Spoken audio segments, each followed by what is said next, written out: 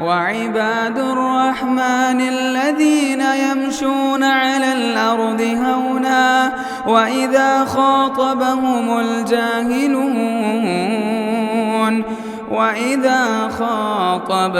الجاهلون قالوا سلاما. السلام علیکم ورحمۃ اللہ وبرکاتہ. الحمد للہ رب العالمین والصلاة والسلام علی نبینا محمد وعلی آلہ وصحبہ اجمعین ومن تبعہم بإحسان الی یوم الدین. اعوذ باللہ السمیع العلیم من الشیطان الرجیم من ہمزہ ونفخہ ونفثہ. بسم اللہ الرحمن الرحیم.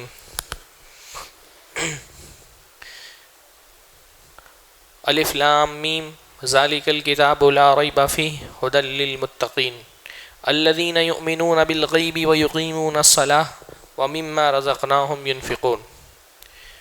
سب سے پہلے ہر طرح کی حمد اور ثنا، تعریف و توصیف اللہ رب العزت کے لیے لائق اور زیبا ہے، جس کے فضل و احسان سے آج کی اس مجلس میں ہم جمع ہوئے ہیں.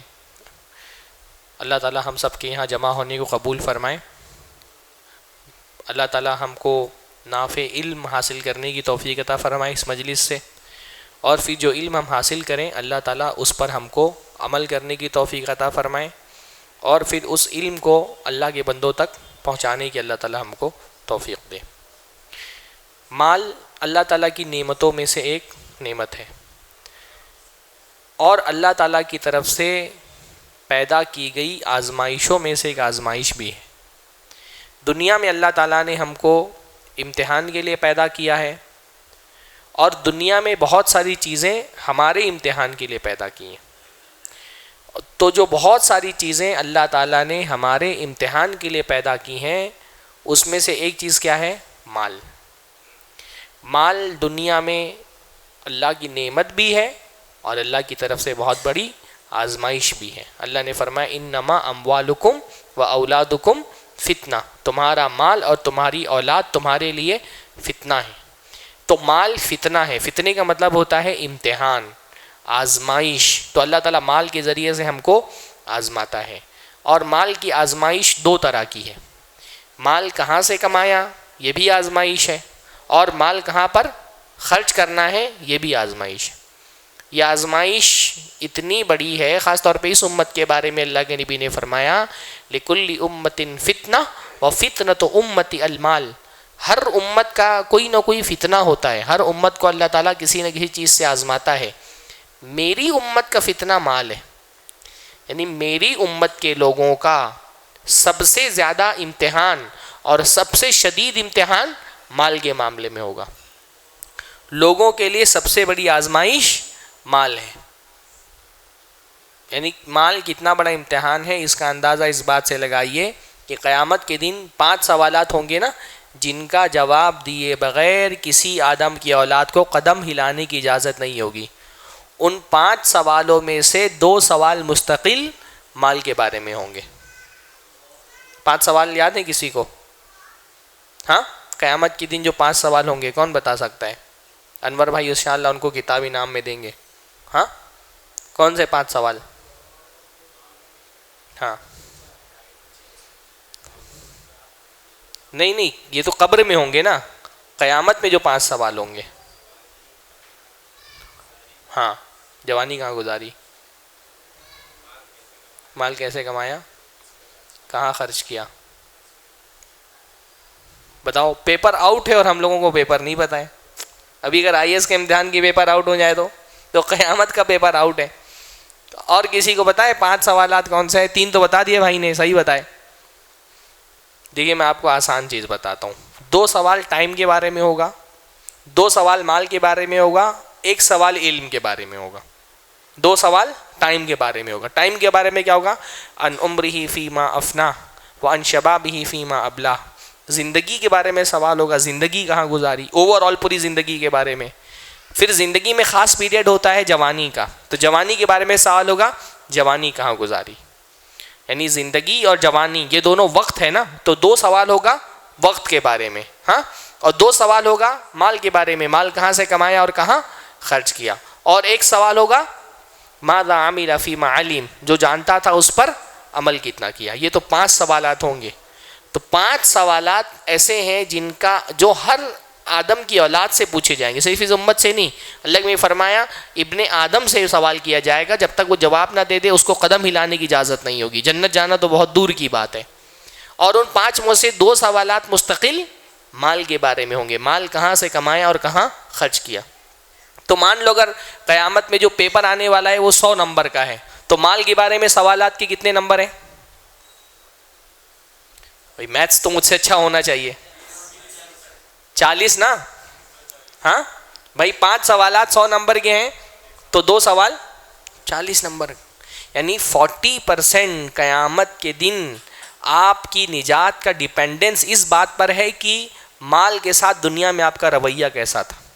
اگر دنیا میں اپنے آپ کو مال کے معاملے میں اللہ کی نافرمانی سے بچا لے گئے, 40% آپ کامیاب ہیں انشاءاللہ تعالی قیامت کے دن. اسی لیے قیامت کے دن غریب جو ہے وہ امیروں سے پہلے جنت میں پہنچ جائیں گے, ہے نا, کیونکہ وہ مال کے معاملے میں جو بہت سارے فتنے اس سے غریب آدمی بچ جاتا ہے. مختلف حدیثوں میں مختلف جو ہے وہ عرصے آتے ہیں کہ اتنا دن پہلے فقیر پہنچ جائیں گے جنت میں. ایسا نہیں کہ غنی جو ہے وہ جنت میں نہیں جائیں گے یا غریب کے نیچے ہوں گے. ہو سکتا ہے کہ کوئی امیر آدمی فقیر کے بعد جنت میں پہنچے لیکن اس کا مقام بلند ہو. مقام کی بلندی ایک الگ فضیلت ہے, اور جنت کے دروازے پر پہنچ جانا پہلے یہ ایک الگ فضیلت ہے. تو فقیر جو ہے وہ امیر سے کئی سو سال پہلے جنت پہنچ جائیں گے, کیونکہ ان کو مال کے حساب میں ان کے لیے آسانی ہوگی. ہاں اب ہمارے قوم کے مولوی لوگ ہیں, 20,000 22,000 روپیہ 25,000 روپیہ سیلری ہے, کھٹاکھٹ خرچ ہوتی ہے, سارا حساب ان کا ہر مہینے کا پکا رہتا ہے, گڑ دے کر کے پہنچ جائیں گے جنت میں جلدی انشاءاللہ تعالی. جس کی کمائی جتنی کم ہے اس کا حساب اتنا ہی ہلکا ہوگا. اسی لیے اللہ کے نبی نے ایک حدیث میں فرمایا کہ لوگ فقیری کو برا سمجھتے ہیں, حالانکہ فقیری الفقر اقل للحساب, فقیری جو ہے وہ حساب کو کم کرنے والی ہے. اچھی چیز نہیں ہے فقیری, کوئی اچھی چیز نہیں, اس سے پناہ مانگنی چاہیے, لیکن اگر کسی کے آدمی کو اللہ نے مال نہیں دیا ہے تو اس کو سمجھنا چاہیے کہ کم سے کم ایک فائدہ تو اس میں ہے کہ حساب سے بندہ بچ جائے گا. مال کا حساب بہت سخت ہے اور دونوں طرح کا حساب ہوگا. مال کہاں سے کمایا اور کہاں خرچ کیا, کہاں سے کمایا, اس پر انشاءاللہ تعالی ہم اگلے سنڈے کو بات کریں گے, ہے نا. اگلے سنڈے کو عصر کی نماز کے بعد جو ہمارے ورک شاپ کا موضوع ہے تجارت کے احکام, تو کہاں سے کمایا والی بات انشاءاللہ تعالی اگلے سنڈے کی ہوگی. کہاں سے کہاں پر خرچ کیا, اس میں بھی دو پہلو ہیں. کہاں پر خرچ کیا, بھئی پہلا سوال تو یہ ہوگا کہ جو پیسہ اللہ نے دیا تھا اس کو حرام جگہ پہ تو نہیں لگایا, حلال اور مباح جگہ پہ خرچ کیا, فضول خرچی نہیں کی مال کی. ایک حساب تو یہ ہوگا مال کا کہ مال کو حلال جگہ پہ لگایا. حرام میں 1 روپیہ بھی خرچ کریں گے اللہ کے حساب دینا پڑے گا. 10 روپے کی سگریٹ بھی خریدیں گے اللہ تعالیٰ کے جواب دینا پڑے گا, اللہ نے مال دیا تھا, مال تمہارا نہیں تھا, غلط جگہ کیوں لگایا. ہاں تو ایک حساب تو یہ دینا پڑے گا کہ غلط جگہ پہ تو خرچ نہیں کیا. دوسرا حساب یہ دینا پڑے گا کہ اس مال میں جہاں خرچ کرنا واجب تھا وہاں خرچ کیا کہ نہیں کیا. جب اللہ مال دیتا ہے تو مال کے ساتھ کچھ ذمہ داریاں بھی دیتا ہے. تو جب مال دے دیا تو اللہ تعالیٰ نے جو ذمہ داریاں مال کے بارے میں دی تھی وہ ذمہ داریاں ادا کی کہ نہیں ادا کی. جب اللہ مال دیتا ہے تو کہاں کہاں خرچ کرنا واجب ہوتا ہے, سب سے پہلے اپنی ذات پہ خرچ کرنا واجب ہوتا ہے نا. اتنا خرچ کرنا اپنے اوپر واجب ہے کہ ہم اپنے آپ کو نقصان سے بچا سکیں, کھانا پینا رہائش علاج, ہے نا. اپنی ذات پہ خرچ کرنا سب سے پہلے واجب ہے. اللہ تعالیٰ نے مال دیا ہے, آدمی بیمار ہے, علاج نہیں کرا رہا پیسہ بچانے کے لیے, اللہ کے یہاں پکڑا جائے گا. اللہ نے مال دیا تھا, علاج کیوں نہیں کرایا. جسم تمہارا اپنا نہیں ہے, یہ اللہ کی امانت ہے, اس کی حفاظت کرنا تمہاری ذمہ داری تھی. اللہ نے مال دیا تھا, خود علاج کیوں نہیں کرایا. ہاں تو اپنی ذات پہ خرچ کرنا. اپنی ذات کے بعد جن لوگوں کی مالی ذمہ داریاں آپ کے کندھوں پر ہیں ان پہ خرچ کرنا واجب ہے. بیٹا ہے, باپ بوڑھے ہو چکا ہے, ماں بوڑھی ہو چکی ہے, اب ان کی ذمہ داری بیٹا اٹھائے گا. اگر ماں باپ کا خرچہ نہیں اٹھا رہا اللہ کے یہاں پکڑا جائے گا. شوہر ہے, بیوی کا خرچہ اٹھانا اس کی ذمہ داری ہے, نہیں اٹھائے گا اللہ تعالیٰ کے جواب دہ ہوگا. باپ ہے, بچوں کی خرچہ اٹھانا اس کی ذمہ داری, خرچہ نہیں اٹھائے گا اللہ تعالیٰ کے یہاں جواب دو گا. اللہ نے فرمایا کہ کفا بالمرء اثما ان یضیع من یقوت, آدمی کے گنہگار ہونے کے لیے اتنا کافی ہے کہ جن کو نفقہ, جن کا خرچہ, جن کا کھانا فراہم کرنا اس کی ذمہ داری تھی, اس نے ان لوگوں کو ضائع کر دیا. علاج نہیں کرایا, کھانا نہیں دیا, بچوں کو تعلیم نہیں دلائی. اگر وہ بچے اس میں ضائع ہو گئے تو باپ کو پکڑا جائے گا, بیوی ضائع ہو گئی شوہر کو پکڑا جائے گا, ماں باپ کا نقصان ہوا بیٹے کی پکڑ ہوگی. تو اپنے اوپر خرچ کرنا ہے, پھر اپنے ماں باپ پہ خرچ کرنا ہے. پھر اگر بندہ اتنا مال کما لیتا ہے کہ اب وہ اغنیا کی فہرست میں آ گیا ہے، مالدار ہو گیا ہے، غنی ہو گیا ہے، تو اب صرف اس کے گھر والے اس کی ذمہ داری نہیں رہ گئے، بلکہ اس کی سوسائٹی کے جو غریب لوگ ہیں، فقیر ہیں، مسکین ہیں، محتاج ہیں، بے بس ہیں، بیوہ ہیں، یتیم بچے ہیں، اب ان کا خرچہ اٹھانا بھی اس کی ذمہ داری ہو گئی۔ جب تک آپ کم پیسہ کماتے ہیں آپ کی ذمہ داریاں آپ کے گھر کے اندر رہتی ہیں، جب آپ زیادہ پیسہ کما لیتے ہیں، غنی ہو جاتے ہیں، تو اب آپ سوسائٹی کے ذمہ دار بھی بن جاتے ہیں، آپ کے معاشرے کے فقیروں اور مسکینوں کی کفالت کرنا بھی آپ کی ذمہ داری بن جاتی ہے، اور یہ ذمہ داری جس مال سے آپ کو ادا کرنی ہے اس کو ہم کیا کہتے ہیں؟ زکوٰۃ۔ زکوٰۃ کے بارے میں اللہ کے نبی نے کیا فرمایا؟ تؤخذ من اغنیائہم وترد علی فقرائہم، ایک مقام کے، ایک معاشرے کے، سوسائٹی کے امیر لوگوں سے مال لیا جاتا ہے اور غریب لوگوں کو دیا جاتا ہے۔ تو اگر اللہ تعالیٰ نے ایک، ابھی وہ انشاءاللہ تعالیٰ وہ بات آئے گی کہ کب آپ کو مال دینا ہے، کب آپ ایلیجیبل ہوتے ہیں زکوٰۃ دینے کے لیے، وہ ساری تفصیلات انشاءاللہ تعالیٰ آج کے درس میں آئیں گی۔ اصولی بات میں نے یہ بتائی کہ جب آپ اس کیٹیگری میں پہنچ جاتے ہیں کہ آپ نے اتنا مال کما لیا، آپ کے پاس اتنی سیونگز ہو گئی، یا آپ کی اتنی انکم ہو گئی ہے کہ اب آپ غنی لوگوں کی فہرست میں آ گئے، تو پھر اس مال میں سے آپ کو غریبوں کا بھی حق بن جاتا ہے۔ پھر صرف آپ کا اور آپ کے گھر والوں کا حق نہیں ہے، باقاعدہ غریبوں کا حق بن جاتا ہے جو آپ کو ادا کرنا ہے۔ اللہ نے فرمایا وَفِي أَمْوَالِهِمْ حَقٌّ لِلسَّائِلِ وَالْمَحْرُومِ، ایمان والے بندوں کے مال میں سائل اور محروم کا حق ہوتا ہے۔ سائل یعنی مانگنے والا، محروم جو ضرورت مند ہے لیکن مانگ نہیں پاتا، دونوں کا اللہ نے فرمایا حق ہوتا ہے، اور یہ ہم کو کس کو ادا کرنا ہے؟ زکوٰۃ سے ادا کرنا ہے۔ زکوٰۃ دینا اہل ایمان کی خصوصیات میں سے ہے، زکوٰۃ اسلام کے ارکان میں سے ایک رکن ہے۔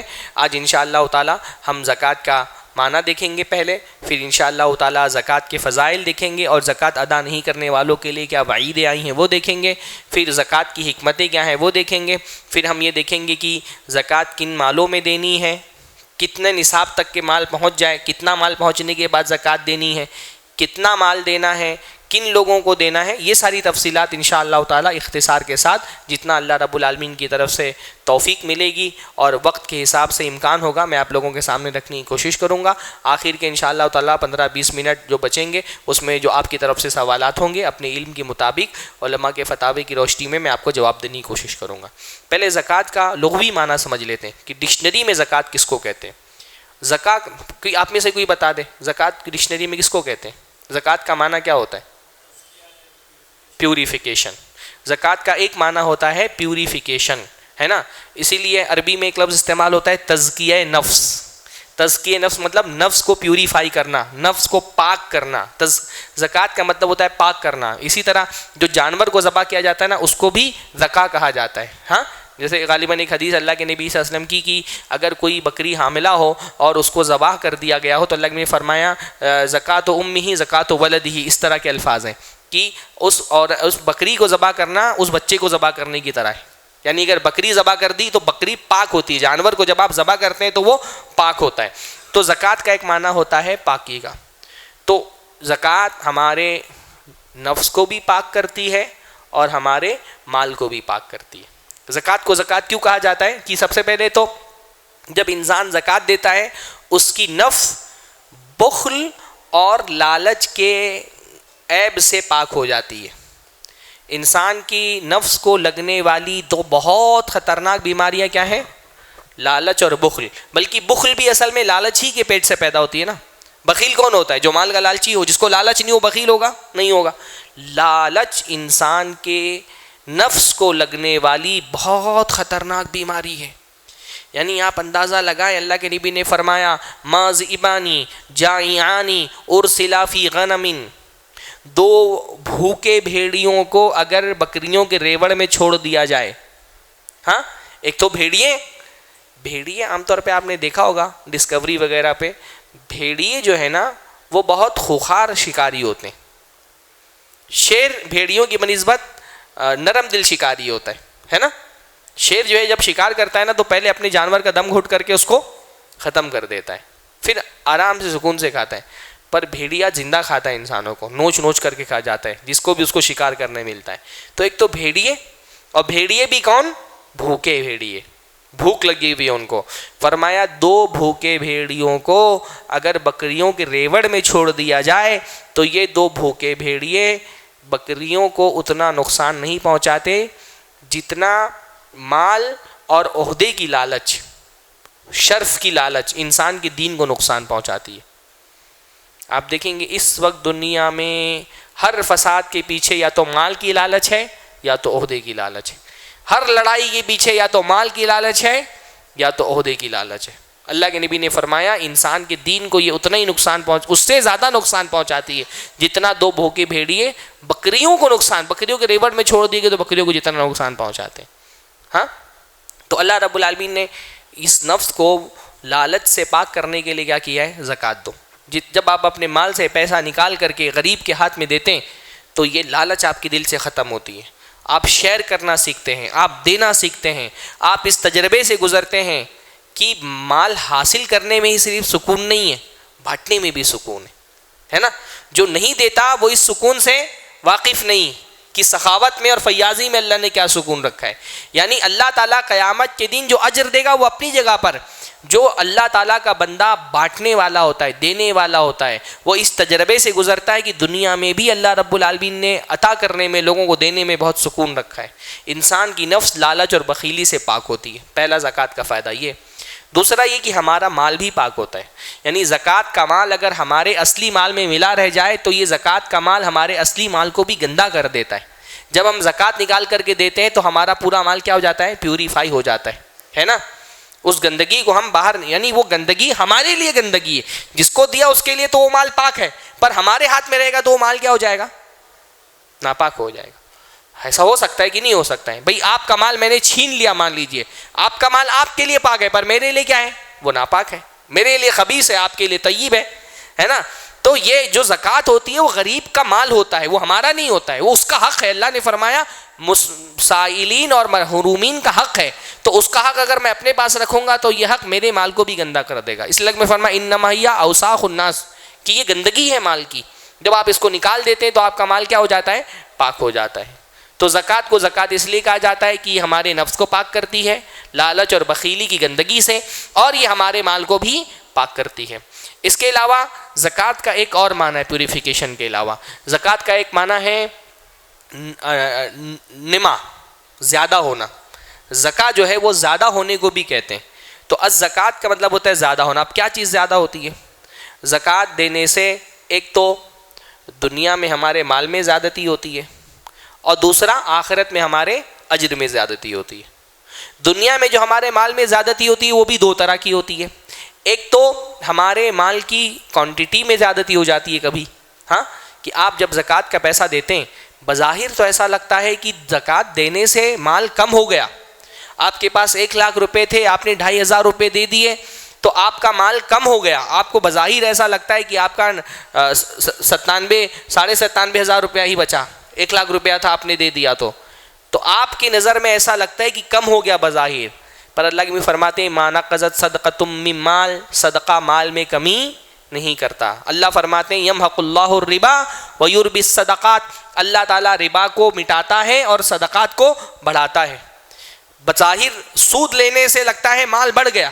میں نے ایک آدمی کو 1,00,000 دیا تھا، ریٹرن میں اس نے 1,10,000 دے دیا، مجھے ایسا لگ رہا ہے کہ میرا بڑھ گیا، تو دنیا کی نظر میں بڑھ جاتا ہے. پر اللہ فرماتا ہے اللہ تعالیٰ ربا کو تباہ کرتا ہے. الا کان عاقبتہ الی قلہ، اللہ کے نبی نے فرمایا بظاہر کتنا بھی لگ جائے کہ مال بڑھ گیا لیکن اس کا انجام قلت پر ہی ہوتا ہے. اور مال دینے سے، زکوٰۃ دینے سے ایسا لگتا ہے کہ مال کم ہو گیا، پر اللہ تعالیٰ اس مال کو بڑھاتا ہے. تو کبھی اللہ تعالیٰ کوانٹٹی بڑھا دیتا ہے. آپ نے غریب کو 5,000 روپیہ دیا، اللہ تعالیٰ 50,000 کا بندوبست کہیں سے کر دیتا ہے. اور یہ تجربے کی بات ہے، میں جانتا ہوں، یعنی یہ جو دینے والے ہیں ان کو تجربہ ہوتا ہے کہ آپ دیتے ہیں اللہ تعالیٰ ایسی جگہ سے آپ کو دے دیتا ہے کہ آپ کو امید ہی نہیں ہوتی. ہاں، آپ تھوڑا دیتے ہیں اللہ تعالیٰ بڑھا دیتا ہے. تو کوانٹٹی اللہ تعالیٰ بڑھا دیتا ہے. اور کبھی ایسا ہوتا ہے کوانٹٹی نہیں بڑھتی پر کوالٹی بڑھ جاتی ہے مال کی، برکت بڑھ جاتی ہے مال کی، ہے نا، نفع بڑھ جاتا ہے مال کا. آپ نے 1,00,000 تھا، 10,000 دے دیا، 90 بچا آپ کے پاس، پر اس 90 میں فائدہ اللہ بڑھا دیتا ہے. لوگ بیمار ہوئے، اللہ تعالیٰ نے آپ کو بیماری سے بچا لیا. ہاں، اس مال سے آپ نے کہیں کاروبار میں لگایا، خوب اللہ تعالیٰ نے برکت دے دی. ہاں، جو کھانا کھایا اس میں برکت ہو گئی، جو کپڑا پہنا اس میں برکت ہو گئی، جو زمین خریدی اس میں برکت ہو گئی. تو کبھی اللہ تعالیٰ کوانٹٹی بڑھا دیتا ہے مال کی، اور کبھی کوانٹٹی نہیں بڑھتی لیکن مال کی کوالٹی، اس میں برکت اللہ تعالیٰ بڑھا دیتا ہے. اور بڑھانے کا ایک معنی یہ بھی ہے کہ قیامت کے دن اللہ تعالیٰ اس کے اجر کو بڑھاتا ہے. اور کتنا بڑھاتا ہے؟ ہاں، اللہ رب العالمین نے فرمایا کتنا بڑھاتا ہے. اللہ تعالیٰ نے فرمایا کہ جو اللہ تعالیٰ کے راستے میں صدقہ کرتے ہیں ایک دانے کی طرح ہے. کیسے؟ مئۃ حبہ، جس میں کیسے شیخوائد کمثل حبۃ انبتت سبع سنابل فی کل سنبلۃ مئۃ حبہ. ایک دانہ بندے نے بویا، اس ایک دانے سے 7 بالیاں نکل گئی، اور ہر بالی میں 100 دانے، تو ایک کے بدلے 700. ایسی بھی اللہ تعالیٰ بڑھا، یعنی اجر بھی بڑھاتا ہے اللہ تعالیٰ. کتنا اجر بڑھاتا ہے؟ حدیث میں آتا ہے کہ بندہ ایک کھجور اگر اللہ کے راستے میں صدقہ کرتا ہے تو ایک کھجور. اس لیے زکوٰۃ کی بات تو اپنی جگہ پر ہے ہی ہے، زکوٰۃ تو فرض مال میں سے ہے، پر جن پر زکوٰۃ واجب نہیں بھی ہوئی ان کو ہی نہیں ہاتھ لے کر بیٹھنا چاہیے کہ مجھے تو کچھ نہیں دینا ہے، تو زکوٰۃ جو ہے وہ پیسوں والے کا. بھئی اللہ تعالیٰ نے یہاں پر زکوٰۃ نہیں واجب کی، آپ نفلی صدقہ کریں. ایک کھجور دینا کس کے لیے مشکل ہوتا ہے؟ پر صدق دل سے بچہ ایک کھجور بھی دے دے، اللہ تعالیٰ اس کھجور کو اپنے دائیں ہاتھ سے قبول کرتا ہے. اور اس کے بعد اللہ تعالیٰ کھجور کو پالتا ہے. حدیث میں آتا ہے جیسے تم میں سے کوئی آدمی اپنے گھوڑے کے بچے کو پالتا ہے، ویسے اللہ تعالیٰ کھجور کو پالتا ہے. گھوڑے کا بچہ آپ نے دیکھا ہوگا، وہ چھوٹا سا ننھا سا منا سا پیارا سا بہت کیوٹ سا لگتا ہے، ہاں، پر انسان جب اس کو پالتا ہے، پوستا ہے، بڑا کرتا ہے، کیا لہیم شہیم دکھتا ہے گھوڑا، ہاں، جب آپ اس کو دیکھتے ہیں تو. ایسے ہی چھوٹا سا کھجور آپ نے اگر صدق دل سے اللہ کے راستے میں دیا ہے، اللہ تعالیٰ اس کو پالتا ہے، یہاں تک کہ قیامت کے دن وہ ایک کھجور پہاڑ کے برابر ہو جائے گا. احد پہاڑ کے برابر. احد پہاڑ کتنا بڑا ہے؟ کئی کلومیٹر میں پھیلا ہوا ہے نا، 7-8 کلومیٹر میں پھیلا ہوا ہے احد کا پہاڑ. احد پہاڑ کے برابر ہو جائے گا قیامت کے دن اللہ تعالیٰ کے یہاں جب بندہ پہنچے گا. تو اللہ ہم سب کو توفیق عطا فرمائے. تو زکوٰۃ کا معنی ایک پاک کرنے کا ہوتا ہے اور ایک معنی بڑھانے کا ہوتا ہے. زکوٰۃ کے لیے قرآن مجید میں ایک تو زکوٰۃ کا لفظ آیا ہے، اقیموا الصلاۃ وآتوا الزکاۃ، قرآن مجید میں بار بار آتا ہے. اس کے علاوہ زکوٰۃ کے لیے صدقہ کا لفظ بھی آیا ہے. قرآن مجید میں صدقہ کا لفظ بھی زکوٰۃ کے لیے استعمال ہوتا ہے. جیسے اللہ تعالیٰ نے سورہ توبہ میں جہاں زکوٰۃ کے مستحقین کا بیان فرمایا، وہاں زکوٰۃ نہیں کہا، وہاں کہا ہے صدقہ. ہاں، انما الصدقات للفقراء والمساکین والعاملین علیہا. اس لیے صدقہ کا لفظ جب بولا جاتا ہے تو دونوں صدقہ کے صدقے مراد ہوتے ہیں. اس میں زکوٰۃ بھی مراد ہوتا ہے اور اس میں نفلی صدقہ بھی مراد ہوتا ہے. صدقہ یہ صدق سے بنا ہے. صدق کا مطلب ہوتا ہے سچائی. تو بندہ جب ادنا مال نکال کر کے اللہ تعالیٰ کے راستے میں دیتا ہے تو وہ گویا کہ اس بات کا اعتراف کر رہا ہوتا ہے کہ میں اپنے عقیدے میں سچا ہوں. میں صرف زبان سے مسلمان نہیں ہوں، اپنے عمل سے وہ اس بات کا ثبوت دیتا ہے کہ میں مسلمان ہوں. دل میں زبان سے تو بندہ یہ کہتا ہی ہے کہ میرے لیے میرا مال اللہ تعالیٰ سے زیادہ محبوب نہیں ہے. جب صدقہ کرتا ہے تو وہ اس بات کا ثبوت پیش کر رہا ہوتا ہے کہ میں اپنے دعوے میں سچا ہوں. تو صدقہ بندے کے صدق ایمان پر دلالت کرتا ہے کہ اس کا ایمان سچا ہے، اس لیے اس کو صدقہ بھی کہا جاتا ہے. زکوٰۃ کا حکم کیا ہے؟ زکوٰۃ اسلام کے ارکان میں سے ایک رکن ہے، اس کا دینا واجب ہے نا. جو شخص زکوٰۃ نہیں دیتا اس کا کیا حکم ہے؟ جو شخص زکوٰۃ کا منکر ہو وہ کافر ہے. جو شخص زکوٰۃ کا انکار کر دے گی نہیں زکوٰۃ اسلام میں کوئی چیز نہیں ہے، پیسہ ویسا نہیں دینا چاہیے غریبوں کو، ہاں، اگر زکوٰۃ کے وجوب کا انکار کر دے ایسا شخص اسلام کے دائرے سے خارج ہے. گرچہ وہ زکوٰۃ دے رہا ہو تب بھی. ایک آدمی زکوٰۃ دیتا ہے لیکن وہ بولتا ہے زکوٰۃ واجب نہیں ہے، میں تو دے دیتا ہوں لیکن واجب نہیں ہے. ایسا آدمی کیا ہوگا؟ اسلام سے خارج ہو جائے گا، کیونکہ زکوٰۃ اسلام کے ارکان میں سے ایک رکن ہے. اللہ تعالیٰ نے اس کو واجب کیا ہے، تو جو اللہ تعالیٰ کے واجب کردہ چیز کا انکار کر دے، اسلام کے ارکان میں سے کسی رکن کا انکار کر دے، وہ کیا ہو جاتا ہے؟ کافر ہو جاتا ہے. تو جو اس کا منکر ہو وہ کافر ہے، اور جو اس کا منکر نہ ہو لیکن سستی کی وجہ سے زکوٰۃ نہ دیتا ہو، لالچ کی وجہ سے زکوٰۃ نہ دیتا ہو، وہ کافر تو نہیں ہے لیکن فاسق ہے. صحیح بات قول کے مطابق. حالانکہ بعض علماء نے اس پر کفر کا بھی فتویٰ لگایا، لیکن صحیح بات یہ ہے کہ زکوٰۃ کا منکر کافر ہے، اور جو منکر نہ ہو، اقرار کرنے والا ہو کہ ہاں زکوٰۃ دینی چاہیے پر لالچ میں مال کے آگے زکوٰۃ نہیں دیتا، ایسا شخص کافر نہیں ہے لیکن فاسق ہے، گنہگار ہے. ایسا شخص اللہ تعالیٰ کی نظر میں بہت بڑا گنہگار ہے. حدیث میں بہت شدید وعیدیں ایسے آدمی کے لیے آئی ہیں. یعنی حدیث قرآن مجید میں اللہ رب العالمین نے فرمایا کہ الذین یبخلون ویأمرون الناس، اللہ تعالیٰ نے فرمایا ولا یحسبن الذین یبخلون بما آتاہم اللہ من فضلہ ھو خیر لہم بل ھو شر لہم، جن کو اللہ تعالیٰ نے مال سے فضل سے نوازا ہے اور وہ اس میں بخیلی کرتے ہیں، وہ یہ نہ سمجھے کہ یہ بخیلی ان کے لیے بہت اچھی ہے، یہ بخیلی ان کے لیے بہت خطرناک ہے. اللہ تعالیٰ نے جو مال دیا ہے، یہ مال اگر دنیا میں اس کو صدقہ نہیں کرتے، زکوٰۃ ادا نہیں کرتے، تو کیا ہوگا؟ اسی مال کا طوق بنا کر کے، زنجیریں بنا کر کے ان کی گردنوں میں پہنائی جائیں گی. حدیث میں آتا ہے کہ قیامت کے دن بندے کو لایا جائے گا، اور اگر اس نے سونے چاندی کی زکوٰۃ نہیں دی تھی تو اس کے سونے چاندی کو پگھلا کر کے اسی سونے چاندی سے اس کو داغا جائے گا. اگر جانوروں میں زکوٰۃ نہیں دی تھی تو آدمی کو لٹا دیا جائے گا، اس کے جانوروں کو زندہ کیا جائے گا، ان جانوروں کے سینگ اور اس کے دانت اور ان کے کھر دنیا سے زیادہ نوکیلے ہوں گے، اور اس کے اوپر سے چڑھیں گے جانور، اس کو لات مار کے سینگ مار کر کے اس کے اوپر سے گزریں گے. ہاں، ایک جانور جائے گا، دوسرا جائے گا، تیسرا جائے گا، جب آخری جانور چلا جائے گا پہلا واپس آ جائے گا. ایسے ہی اس کو داغا جائے گا زکوٰۃ کے مال سے جو اس نے ادا نہیں کیا تھا، اور اس کو جانور رونتے ہوئے گزریں گے. اور یہ عذاب کتنے دن ہوگا؟ ایک دن ہوگا. پر یہ ایک دن کتنا لمبا ہوگا؟ ہاں، 50,000 سال کے برابر ہوگا. 50,000 سال تک کے عذاب ہوگا زکوٰۃ نہیں دینے والوں کو. یہ کون لوگ ہوں گے؟ کیا یہ کافر لوگ ہوں گے؟ نہیں، یہ مسلمان ہوں گے. اللہ نے فرمایا فَيَرَى سَبِيلَهُ إِمَّا إِلَى الْجَنَّةِ وَإِمَّا إِلَى النَّارِ. جب یہ عذاب ہو جائے گا، 50,000 سال کا دن گزر جائے گا، پھر اس کے بارے میں فیصلہ ہوگا کہ اس کو جنت میں جانا ہے یا جہنم میں جانا ہے. بھائی کافر ہوگا تو جنت میں جانے کا سوال ہی پیدا نہیں ہوتا. یعنی یہ مسلمان ہوگا جس نے اپنی زکوٰۃ ادا نہیں کی ہوگی. 50,000 سال کوئی چھوٹی مدت نہیں ہوتی ہے. یہ بار بار جو آپ حدیث و قرآن میں پڑھتے ہیں نا کہ دنیا کی حقیر ہے، دنیا حقیر اسی لیے کہ بہت مختصر، دنیا کی مدت بہت مختصر ہے قیامت کے مقابلے میں. ہم کیونکہ اس میں جی رہے ہیں تو ہم کو یہ بڑی لگ رہی ہے. قیامت آئے گی تو پتہ چلے گا دنیا تو کچھ نہیں تھی. ان ہی الا عشیۃ او ضحاھا، یہ تو ایسا ہی تھا کہ ہم صبح کو گئے اور شام کو آ گئے، شام کو گئے اور جو ہے وہ رات تک آ گئے. بس ایک دو پہر کی اتنی زندگی ہے یہ. آخرت کے مقابلے میں دنیا کی زندگی بہت مختصر ہے. 50,000 سال عذاب ہوگا. اللہ ہم سب کو محفوظ رکھے. اور بھی بہت ساری وعیدیں حدیثوں میں آئی ہیں، لیکن میں وعیدوں کی طرف زیادہ نہیں جا رہا. تو زکوٰۃ جو ہے وہ دینے کی حکمت کیا ہے؟ زکوٰۃ اللہ تعالیٰ کیوں دیتا ہے؟ بھائی سب سے پہلی بات تو یہ ہے کہ زکوٰۃ جو ہے وہ ایک عبادت ہے.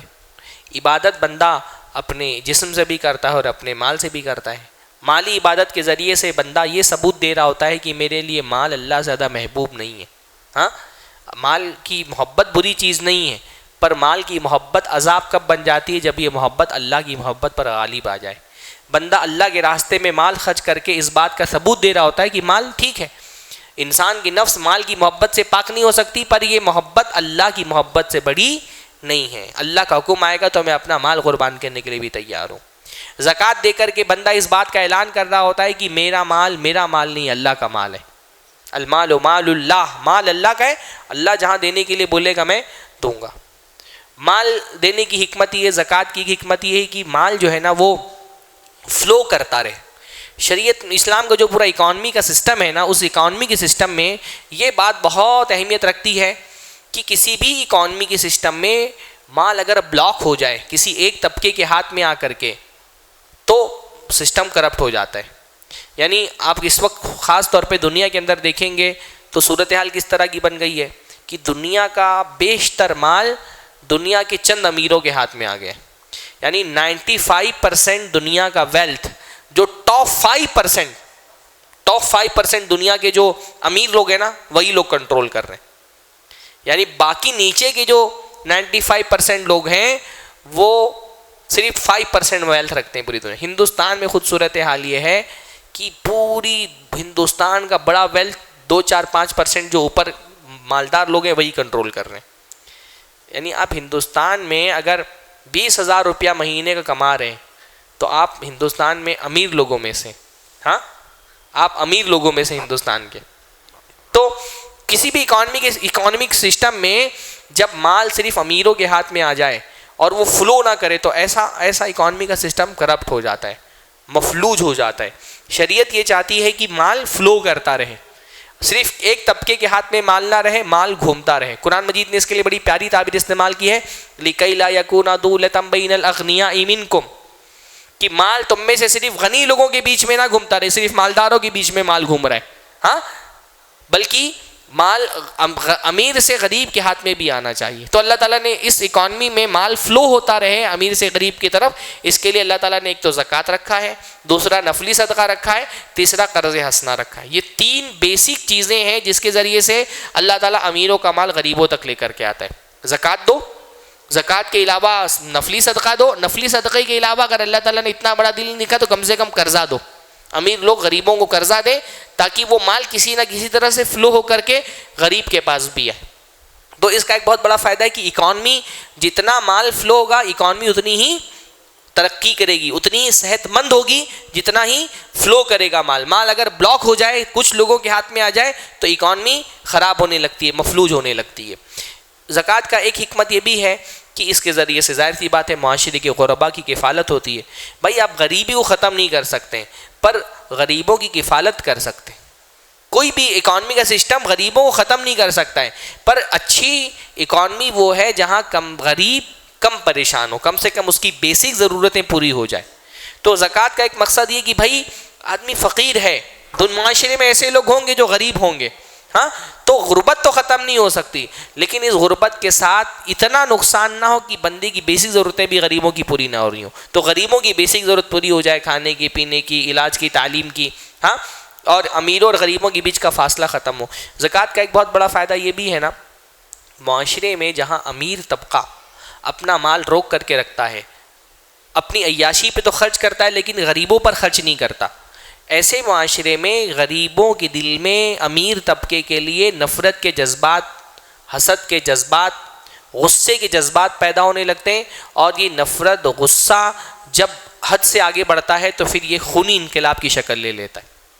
آپ کمیونزم کی تاریخ پڑھیے، اس پوری تاریخ میں آپ یہ دیکھیں گے کہ جب امیروں نے مال بلاک کر کے رکھا اور غریب انسان غریب ہوتا جا رہا ہے، امیر انسان امیر ہوتا جا رہا ہے، تو غریب کے دل میں ایک نفرت، ایک غصہ، ایک جو ہے وہ انتہا درجے کی تکلیف محسوس کرتا ہے جب دیکھ رہا ہے کہ امیر جو ہے وہ اپنی عیاشیوں پہ کروڑ روپیہ خرچ کر دے رہا ہے اور ہماری بیسک ضرورتیں بھی پوری نہیں ہو رہی ہے۔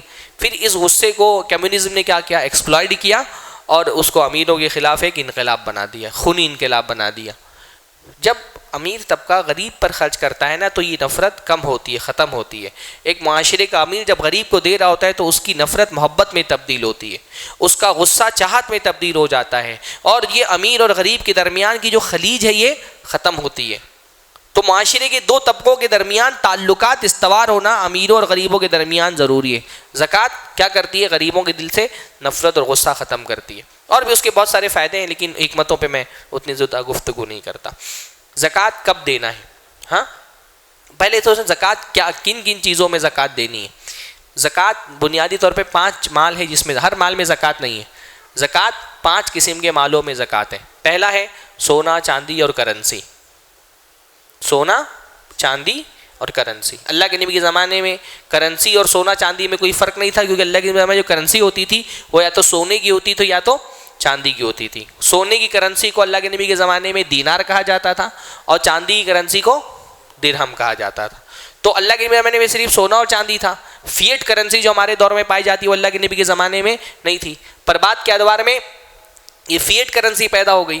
پر فیٹ کرنسی میں اصل ویلیو کرنسی کے اندر نہیں ہوتی ہے، درہم و دینار میں جو ویلیو ہوتی تھی وہ خود کرنسی کے اندر ہوتی تھی، پر ہمارے دور میں جو فیٹ کرنسی ہے اس میں ظاہر سی بات ہے اس کاغذ کی تو کوئی ویلیو نہیں ہے نا۔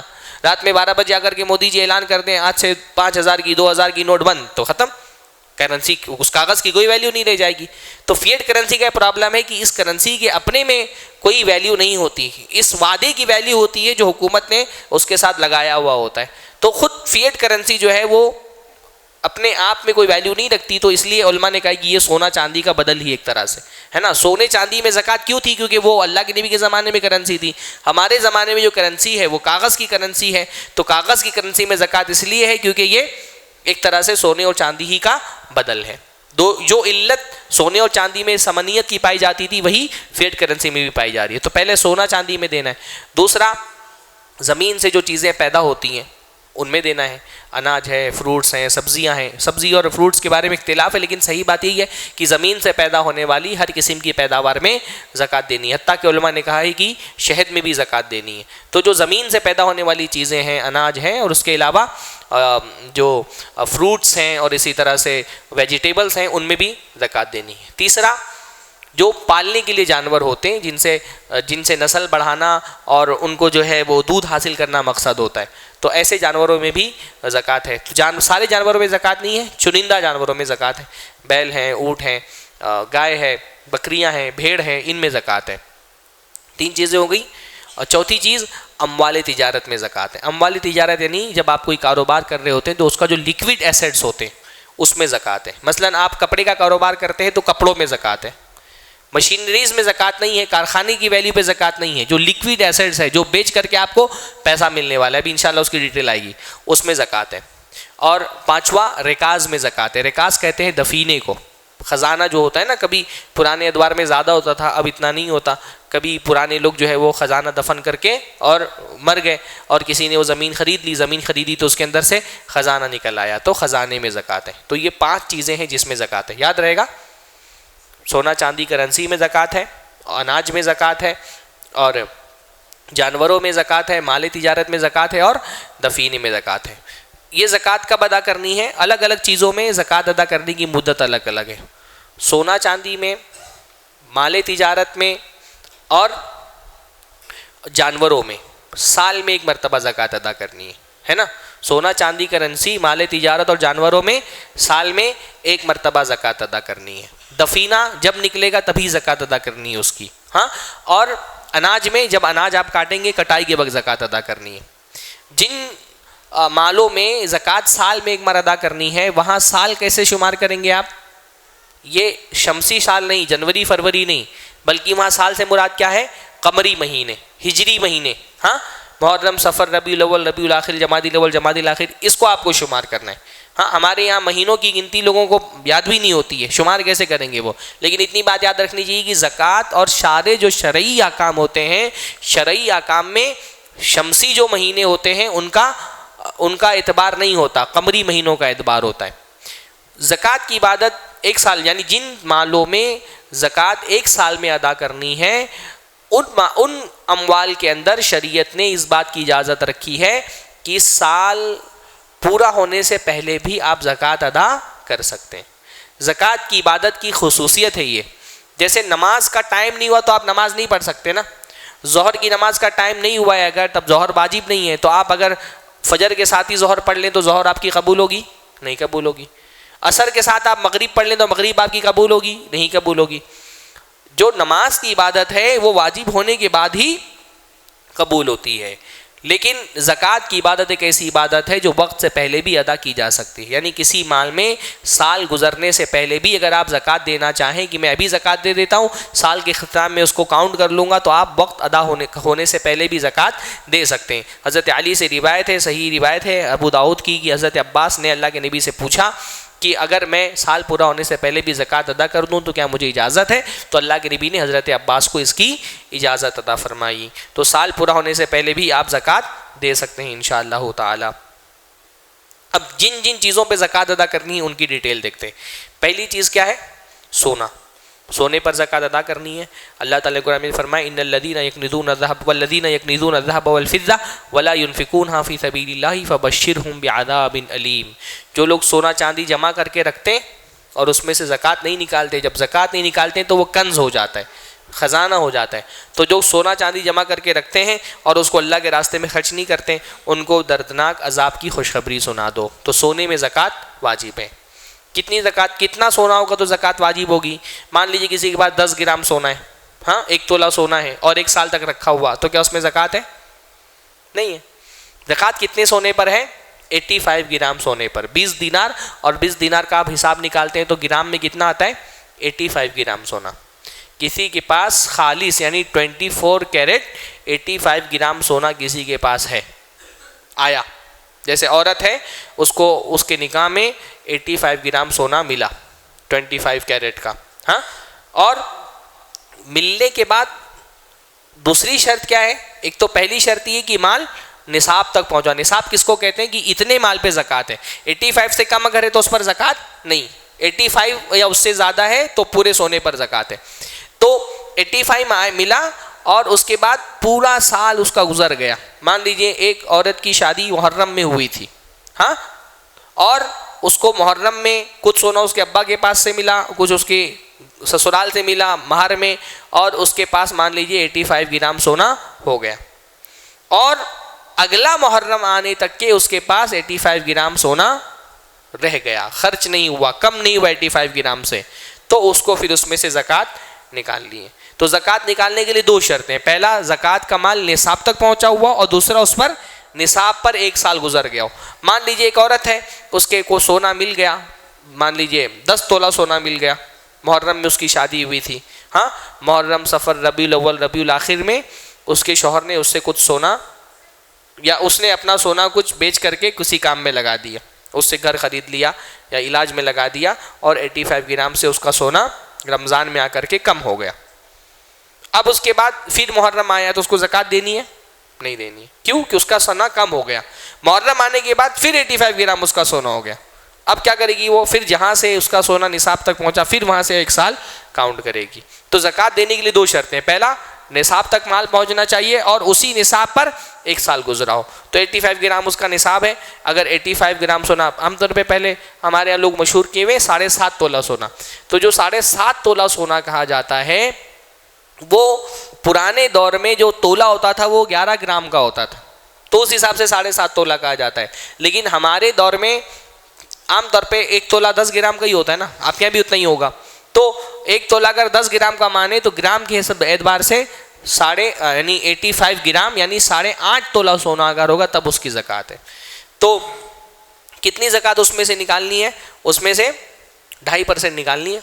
یعنی جو سونے کی ایکچوئل ویلیو جب آپ زکوٰۃ نکال رہے ہیں تو اس کی جو کرنٹ ویلیو ہے پوری ویلیو جوڑنی پڑے گی. مثلاً ایک عورت کے پاس 10 تولہ سونا ہے اور اس پر 1 سال گزر گیا, رمضان کے مہینے میں وہ زکوٰۃ نکالتی ہے, تو 10 تولہ سونا جب خریدا تھا تب اس کی کیا قیمت تھی یہ نہیں دیکھا جائے گا, بلکہ جب زکوٰۃ نکال رہی ہے تو وہ جا کر کے بازار میں معلوم کرے گی کہ یہ میرا سونا ہے 10 تولہ سونا, اور اس 10 تولہ سونے کی قیمت کتنی ہوتی ہے, اس کی جتنی قیمت ہوگی اس قیمت کا 2.5% وہ زکوٰۃ میں نکالے گی. واضح ہے؟ تو سونے کی دلیل یہ. سونے میں میں نے جیسا کہ بتایا 25 کیرٹ سونے پر زکوٰۃ ہوتی ہے, جو اس کی امپیورٹیز ہیں ان پر زکوٰۃ نہیں ہے.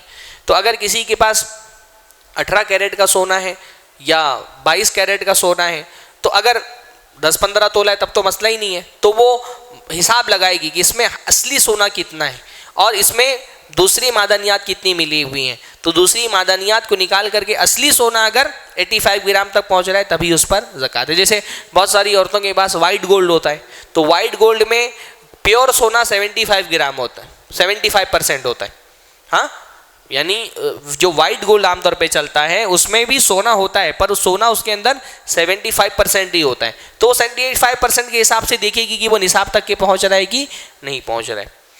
تو سونے میں زکوٰۃ ہے. اسی طرح چاندی میں بھی زکوٰۃ ہے. اس کی بھی دلیل قرآن کی وہ آیت ہے والذین یکنزون الذهب والفضة, کہ جو لوگ سونا چاندی جمع کرتے ہیں اور اللہ کے راستے میں خرچ نہیں کرتے ہیں ان کو دردناک عذاب کی خوشخبری سنا دو. چاندی کا نصاب سونے کے نصاب سے الگ ہے. چاندی کا نصاب ہے 200 درہم, اور 200 درہم کو اگر ہم گرام میں کاؤنٹ کریں, کنورٹ کریں, تو گرام بنتے ہیں اس کے 595 گرام. تو اگر کسی کے پاس 595 گرام چاندی ہے اور اس چاندی کو 1 سال گزر جاتا ہے تو 1 سال میں اس کا 2.5% اس کو زکوٰۃ دینا پڑے گا. سونے اور چاندی کا اگر زیور ہے, اب عام طور پہ ہمارے ہاں تو زیور ہی ہوتا ہے, پرانے ادوار میں لوگوں کے پاس سونے چاندی کی کرنسی الگ ہوتی تھی اور زیور الگ ہوتا تھا, کیونکہ سونا چاندی دونوں فارمیٹ میں موجود ہوتا تھا. جن کو کاروبار کرنا ہوتا تھا, کرنسی کے طور پہ یوز کرنا ہوتا تھا, وہ سونے چاندی کے سکے رکھتے تھے, اور جن کو زینت کرنی ہوتی تھی وہ سونا چاندی کا زیور بنا لیتی تھی. پرانے زمانے میں یہ ہوتا تھا. تو پرانے زمانے کی فقہ میں یہ بحث بہت چلتی ہے کہ سونا چاندی کے زیور اگر ہو تو اس میں زکوٰۃ دینی کہ نہیں دینی, کیونکہ وہ تو استعمال کے لیے. ہاں, اب ہمارے دور میں سب سے پہلی بات تو یہ ہے کہ پرانے دور کے فقہا کے یہاں جو اختلاف تھا وہ ان کے زمانے کے حساب سے تھا, کیونکہ ان کے زمانے میں جو زیور بنانے والی عورتیں ہوتی تھیں ان کا مقصد صرف زینت کرنا ہوتا تھا, پراپرٹی بنا کر کے رکھنا ان کا مقصد نہیں ہوتا تھا, ادخار مقصد نہیں ہوتا تھا کیونکہ ادخار کے لیے الگ سے ایک طریقہ تھا کہ اس کو کرنسی میں رکھا جائے. پر ہمارے دور میں جو عورتیں زیور بنواتی ہیں سونے کا، وہ صرف زینت کے لیے نہیں بنواتی، زینت کے ساتھ ساتھ یہ مقصد بھی ہوتا ہے کہ یہ ایک سیف پیسہ ہے، انویسٹمنٹ ہے، ضرورت پڑنے پر سونا بیچ دیا جائے گا، ہے نا.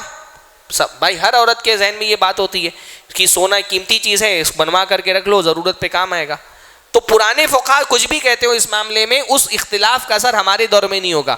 ہمارے دور میں عورتیں جیسا زیور بناتی ہیں اس پر زکوٰۃ واجب ہے پرانے فقہا کے اعتبار سے بھی. ایک صاحب تھے بیچ میں، انہوں نے بہت فتنہ پھیلایا تھا سعودی عرب کے ایک مفتی کا ویڈیو نکال کر کے کہ دیکھو استعمال کے زیور پہ زکوٰۃ نہیں ہے. بھائی عرف کے تبدیل ہونے سے مسائل تبدیل ہوتے ہیں.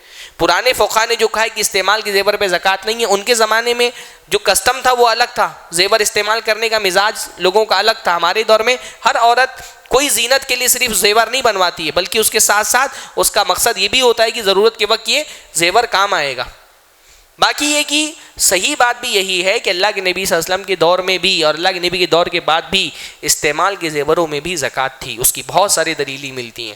مثلاً بہت مشہور روایت ہے حضرت عائشہ رضی اللہ تعالیٰ عنہ کی، جس کو امام ابو داؤد نے روایت کیا ہے، حافظ ابن حجر نے، شیخ البانی نے اس کو صحیح کہا ہے کہ حضرت عائشہ کے ہاتھ میں 2 انگوٹھیاں تھیں چاندی کی. تو اللہ کے نبی صلی اللہ علیہ وسلم نے پوچھا کہ انگوٹھیوں کا کیا، کس لیے انگوٹھیاں بنوائی ہیں؟ تو انہوں نے کہا اللہ کے نبی صلی اللہ علیہ وسلم میں نے یہ انگوٹھیاں بنوائی ہیں تاکہ آپ کے لیے اس سے زینت کروں، آپ کے لیے سجوں. تو اللہ کے نبی نے فرمایا اتؤدین زکاتہن، کیا ان انگوٹھیوں کی زکوٰۃ دیتی ہو؟ تو حضرت عائشہ نے فرمایا نہیں. تو اللہ کے نبی نے فرمایا ہوا حسبک من النار، تو تم کو جہنم میں لے جانے کے لیے انگوٹھیاں کافی ہیں. اگر زیور ہے ان کی زکوٰۃ نہیں دیتی ہو تو یہ تم کو جہنم میں لے کر کے چلی جائیں گی. اسی طرح سے بہت مشہور روایت ہے کہ ایک اللہ کے نبی صلی اللہ علیہ وسلم کے پاس ایک عورت آئی، اس کے پاس ایک بچی تھی، بچی کے ہاتھ میں 2 سونے کے کنگن تھے. اللہ کے نبی نے پوچھا ان کنگنوں کی زکوٰۃ نکالتی ہو؟ کہا نہیں. تو اللہ کے نبی نے فرمایا کہ یہ کیا تم پسند کرتے ہو کہ جہنم میں ان کنگنوں کے آگ کے کڑے تم کو پہنائے جائیں؟ ہاں، آگ کے کڑے بنا کر کے پہنائے جائے. کہا اللہ کے نبی نہیں. اور اس نے وہ پورا زیور ہی نکال کے اللہ کے نبی صلی اللہ علیہ وسلم کو دے دیا بطور صدقہ، اس کو اللہ کے نبی کو دے دیا. تو اس سے پتہ چلتا ہے کہ استعمال کے زیور میں بھی زکوٰۃ ہے. تو 2 چیزیں ہوں گی، سونا چاندی. کرنسی میں زکوٰۃ ہے. کرنسی کی زکوٰۃ کیسے سمجھی ناپی جائے گی؟ یعنی ایک مسئلہ ہے علماء کا اختلافی ہے کہ اب پہلے زمانے میں 20 درہم اور 200 دینار کی ویلیو برابر کی تھی، کیونکہ چاندی کی ویلیو پہلے زیادہ تھی. وقت گزرنے کے ساتھ ہمارے دور میں اب چاندی کی زیادہ ویلیو نہیں رہ گئی. تو اب اگر 595 گرام چاندی کی قیمت بہت کم ہے اور 85 گرام سونے کی قیمت بہت زیادہ ہے، یعنی 85 گرام سونا میرے خیال سے لاکھوں میں جائے گا، ہے نا، 4-4.5 لاکھ روپے کا آئے گا. اور چاندی جو ہے وہ 595 گرام 40-45 ہزار میں ہی آ جائے گی. تو اب کرنسی کی زکوٰۃ کیسے کاؤنٹ کریں گے؟ اس میں سونا دیکھیں گے یا چاندی دیکھیں گے؟ چاندی کے حساب سے کاؤنٹ کریں گے یا سونے کے حساب سے کاؤنٹ کریں گے؟ یعنی اس اختلاف کا اثر یہ کہ ایک آدمی کے پاس مان لیجیے 50,000 روپے، 50,000 روپے میں 85 گرام سونا تو نہیں خریدا جا سکتا، لیکن 595 گرام چاندی خریدی جا سکتی ہے. تو اگر چاندی کے حساب سے کرنسی کی زکوٰۃ دیکھیں گے تب تو زکوٰۃ اس کے اوپر واجب ہو جاتی ہے، اور اگر سونے کے حساب سے دیکھیں گے تو زکوٰۃ واجب نہیں ہوتی ہے. تو چاندی کے حساب سے نصاب دیکھیں گے یا سونے کے حساب سے نصاب دیکھیں گے؟ یہ اختلاف علماء کے، اور صحیح بات یہی ہے انشاءاللہ تعالی اس معاملے میں کہ پیسے میں نصاب طے کرنے کے لیے چاندی کو کرائٹیریا بنایا جائے گا، سونے کو نہیں بنایا جائے گا. بیشتر علماء کی رائے یہی ہے، اور اس رائے کی پہلی وجہ ہے احتیاط، من باب الاحتیاط، کہ احتیاط اسی میں ہے نا، کیونکہ پیسہ سونا اور چاندی دونوں کا بدل ہے ہمارے دور میں. تو سونا یا چاندی کسی میں سے بھی ایک کے نصاب کو اگر پیسہ پہنچ جا رہا ہے تو زکوٰۃ دینی چاہیے. احتیاط اسی میں. دوسرا اس میں فقیروں کا فائدہ ہے. تیسرا یہ کہ بھائی ہم نے پیسے کو جب سونا اور چاندی دونوں کا بدل مان لیا ہے تو کوئی وجہ نہیں ہے کہ اگر پیسہ چاندی کے برابر نصاب کو پہنچ گئے تو اس میں سے زکوٰۃ نہیں دیں. تو پیسے کے بارے میں صحیح بات یہ ہے کہ اس میں چاندی کا نصاب دیکھا جائے گا. تو آج آپ کے پاس اگر اتنا پیسہ ہے جس پر 1 سال گزر چکا ہے اور اس پیسے سے 595 گرام چاندی خریدی جا سکتی ہے تو اس میں سے آپ کو 2.5% زکوٰۃ دینی پڑے گی. بہت زیادہ تو زکوٰۃ دینی نہیں ہے، 2.5% دینی ہے. یعنی مان لیجیے کہ آدمی کے پاس 50,000 روپیہ ہے اور 1 سال تک اس کے پاس 50,000 روپیہ سیونگ میں رکھا رہے گا. زکوٰۃ جو ہے وہ انکم پر نہیں ہے، سیونگ پر ہے نا. بھائی انکم آپ کی کروڑوں کی ہو لیکن آتا ہے خرچہ ہو جاتا ہے تو آپ کو زکوٰۃ دینی ہے؟ نہیں دینی ہے. زکوٰۃ انکم پر نہیں ہے. ٹیکس میں اور زکوٰۃ میں بنیادی فرق یہی ہے. ٹیکس حساب سے حکومت آپ کی انکم پہ ہی لے لیتی ہے، پر زکوٰۃ انکم پر نہیں ہے. جب آپ کے پاس پیسہ آ گیا اور سیونگ میں رکھا ہوا ایک سال اس پر ضرورت تو زکوٰۃ. تو 50,000 روپیہ اگر کسی کے پاس ہے اور ایک سال اس کے اوپر گزر چکا ہے، ہاں کبھی پیسہ اکاؤنٹ میں رکھا ہوا ہے، یا مان لیجیے کہ پیسہ جو ہے وہ کسی کو ڈپازٹ روم کا ڈپازٹ دیا ہوا ہے، ہاں تو کہیں یہ بھی پیسہ رکھا ہوا ہے اور ایک سال اس کے اوپر گزر گیا تو اس پہ 2.5% زکوٰۃ دینی ہے. تو 50%، 50,000 کا 2.5% کتنا ہوگا؟ ہاں 1250 روپیہ. بس 1250. جس کے پاس 50,000 روپیہ ایک سال تک رکھا رہ گیا تو 1250 روپیہ دینا اس کے لیے کون سی بہت بڑی بات ہے بھائی.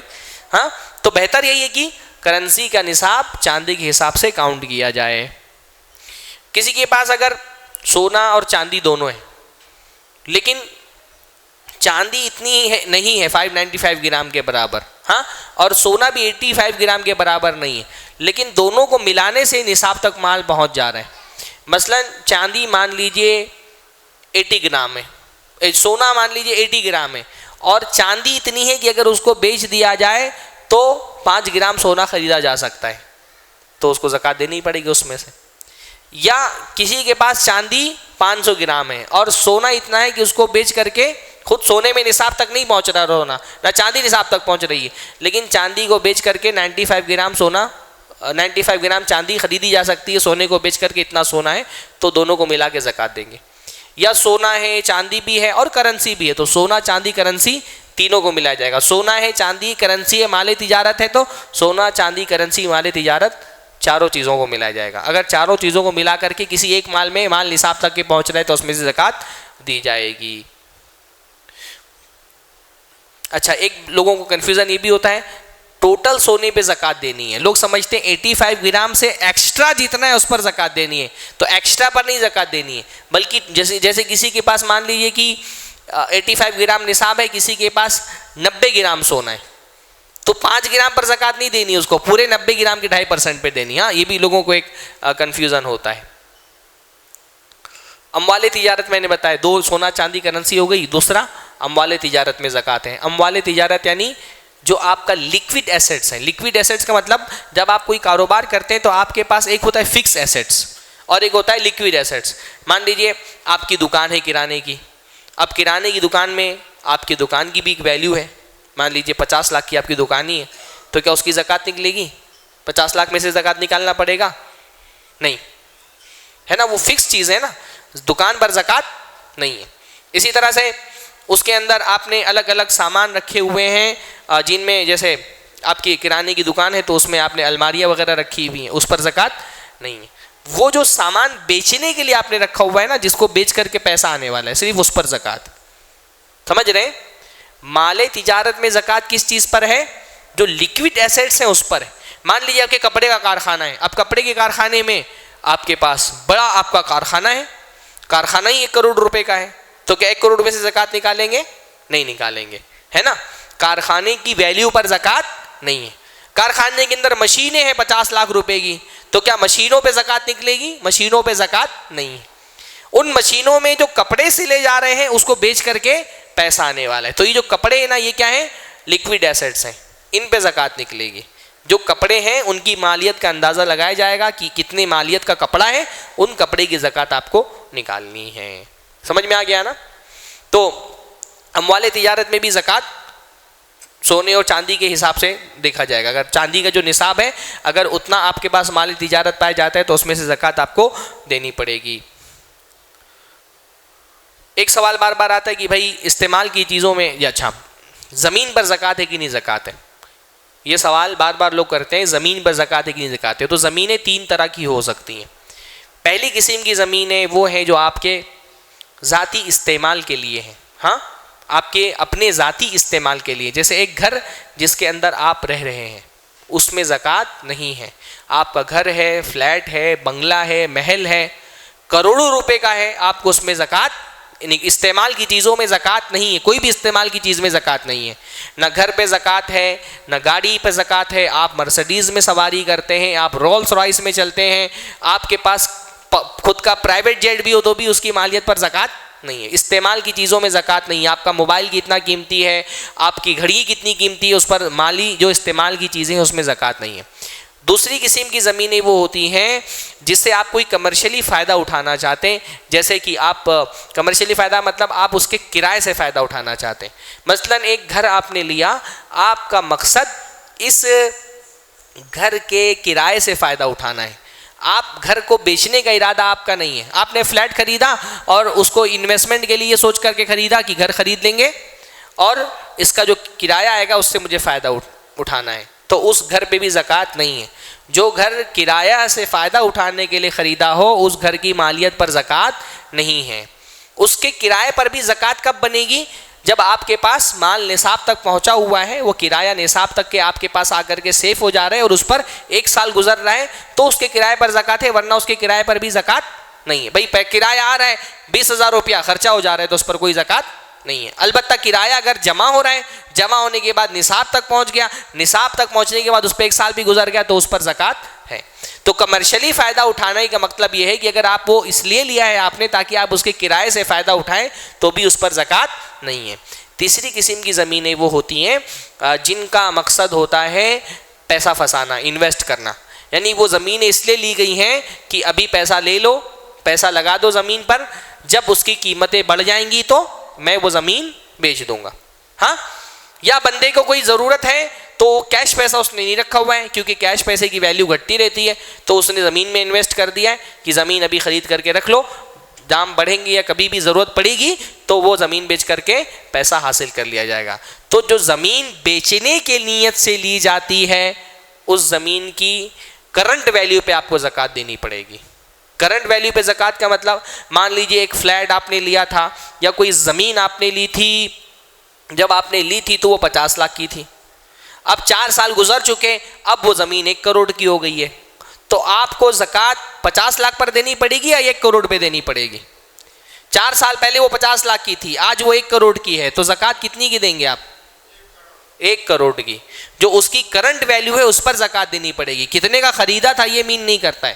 سونے چاندی میں بھی یہی. ہاں، سونا چاندی آپ نے خریدا تھا 10,000 کا 20 سال پہلے، اب وہ سونا چاندی ہو گیا 50,000 کا، تو 10,000 پہ زکوٰۃ نہیں دیں گے، اس کی کرنٹ ویلیو پہ زکوٰۃ دیں گے. تو زمین کی جو کرنٹ ویلیو ہے اس پر آپ کو زکوٰۃ دینی پڑے گی. اگر آپ کے پاس زکوٰۃ دینے کے لیے کیش نہیں ہے تو چاہے زمین کا حصہ آپ کو بیچنا پڑے، پر یہ عذر نہیں بن سکتا ہے کہ ابھی تو زمین ہمارے پاس کیش نہیں تو ہم کیسے زکوٰۃ دیں. کیش نہیں ہے تو کچھ حصہ زمین کا بیچ دو، لیکن وہ غریب کا حق ہے وہ اس کو دینا پڑے گا. تو 3 طرح کی زمینیں ہوتی ہیں. استعمال والی زمینوں میں زکوٰۃ نہیں ہے. کمرشلی جس سے آپ فائدہ اٹھاتے ہیں کرایہ دینے کے لیے تو کرایہ والی زمین پر زکوٰۃ نہیں ہے، جس سے آپ صرف کرایے سے فائدہ اٹھانا چاہ رہے ہیں. اور تیسرا، جو زمین آپ نے اس نیت سے لی ہوئی ہے کہ اس کو بیچنا ہے اس پر زکوٰۃ ہے. اچھا، ایسا بھی ہو سکتا ہے کہ کوئی زمین آپ نے لی تھی تو آپ کی نیت بیچنے کی نہیں تھی، آپ سوچ رہے تھے کہ بچے بڑے ہو جائیں گے تو استعمال کریں گے یا اس کے کرائے سے فائدہ اٹھائیں گے، لیکن آپ کی نیت بیچ میں تبدیل ہو گئی کہ اب اس کو بیچنا ہے. جیسے ہی نیت تبدیل ہوگی وہیں سے سال شروع ہو جائے گا اس کا. جیسے ہی نیت تبدیل ہوگی وہیں سے سال شروع ہو جائے گا اور اس سال کے گزرنے کے بعد اس پر زکوٰۃ ہے. تو یہ زمین کی زکوٰۃ کا حکم ہے. اس کے علاوہ شیئر مارکیٹ میں جو شیئرز لیتے ہیں، ہم شیئرز لینا حلال ہے کہ حرام ہے، وہ اپنی ایک الگ اس کی تفصیلات ہیں، کس قسم کے شیئرز حلال ہیں کس قسم کے حرام ہیں. شیئرز پر زکوٰۃ کا حکم کیا ہے وہ ہم سمجھ لیتے ہیں. شیئرز جو ہے وہ 2 طرح کے ہوتے ہیں، یعنی شیئر مارکیٹ میں ٹریڈ کرنے والے 2 طرح کے لوگ ہوتے ہیں. ایک تو یعنی شیئرز میں جو ہم نے لیا ہوا ہے، پہلے اس کو میں واضح کر دوں. شیئرز لینا حلال ہے یا حرام ہے اس پر میں بھی نہیں جا رہا. کچھ شیئرز کے طریقے، شیئرز میں انویسٹمنٹ کرنے کے کچھ طریقے حلال ہوتے ہیں، کچھ حرام ہوتے ہیں. پر اگر آپ نے شیئر لیا ہوا ہے تو اس پر زکوٰۃ ہے کہ نہیں ہے، اس میں 2 چیزیں آپ کو دیکھنی ہیں. کچھ لوگ شیئر میں انویسٹمنٹ کرتے ہیں اور وہ انویسٹمنٹ شارٹ ٹرم کا ہوتا ہے، جس کو شارٹ ٹرم ٹریڈنگ بولتے ہیں.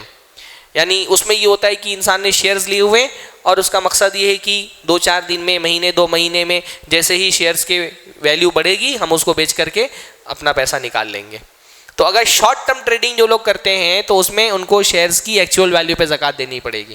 ہاں، جتنی آپ کے پاس شیئرز ہیں، اگر آپ کے پاس مان لیجیے کہ پچھلے رمضان میں 4 لاکھ روپے کے شیئرز تھے اور اب اس رمضان کے آنے تک کے آپ کے پاس جو شیئرز ہیں بیچ میں آپ نے بیچے خریدے اور اب وہ نصاب سے نیچے نہیں پہنچا آپ کا مال، اور پھر اس کے بعد اگلا رمضان آنے تک کے آپ کے پاس جو شیئرز ہیں وہ مان لیجئے 4 لاکھ کے ہو گئے، تو 4 لاکھ کی جو ویلیو ہے، جو کرنٹ ویلیو ہے، اس پر آپ کو 2.5% زکوٰۃ نکالنی پڑے گی۔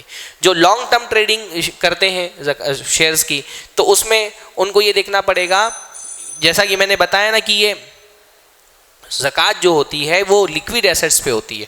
تو اگر کسی کمپنی کا آپ نے شیئر لیا ہوا ہے لمبے ٹائم کے لیے، تو اس میں آپ کو یہ دیکھنا پڑے گا کہ بھائی اس میں لیکوڈ ایسیٹس کتنا ہے اس کمپنی کے اندر۔ جیسے آپ نے کسی کاروبار میں انویسٹ کیا ہے، مان لیجیے ہوٹل میں آپ نے انویسٹ کیا ہے، تو ہوٹل میں ہوٹل کی قیمت ہوتی ہے، ٹیبل کی قیمت ہوتی ہے، ہوٹل کی قیمت اور ٹیبل کی قیمت پہ زکوٰۃ نہیں ہے، پر جو کھانا بکنے والا ہے اس پر زکوٰۃ ہے۔ تو کھانا لیکوڈ ایسیٹس ہے، تو صرف اتنی ہی مالیت پہ آپ کو زکوٰۃ دینی پڑے گی۔